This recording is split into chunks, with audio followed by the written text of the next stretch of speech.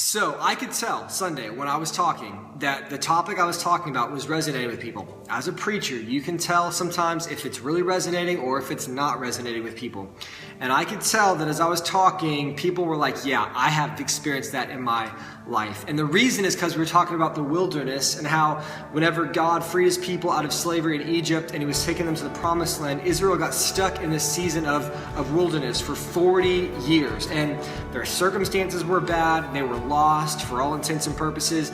They were not where they were wanting to be, which was the promised land. They were low on food. The morale was low.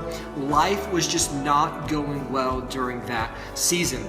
And Israel was complaining and they were frustrated and they were discontent. And for you and me, when we get in a season of life like that, where we're kind of just wandering in life and we don't know what's going on and we don't like our circumstances and we're really discontent and we're really frustrated and all of these things are just not good. We're just not happy, right?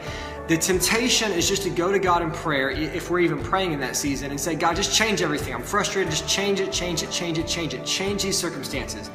And while that is not a bad prayer to pray, I think the prayer that changes everything in the wilderness, the thing that when we do this, I think we're on the right track to getting where we want to go, is to pray to God in those seasons of wilderness, in those tough times.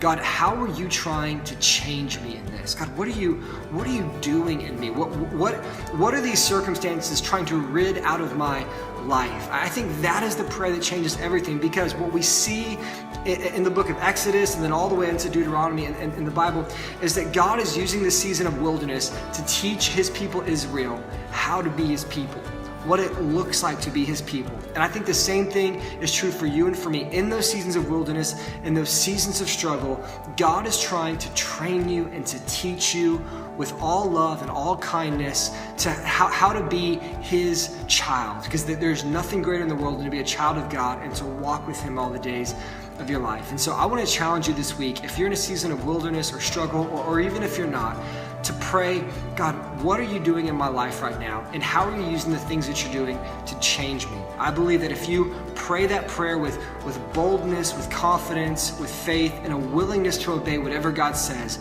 I believe God does a great work in your life. And I think it often results in leaving that season of wilderness, because you're letting God change you in the way that he wants, because I believe that's what God does in the wilderness.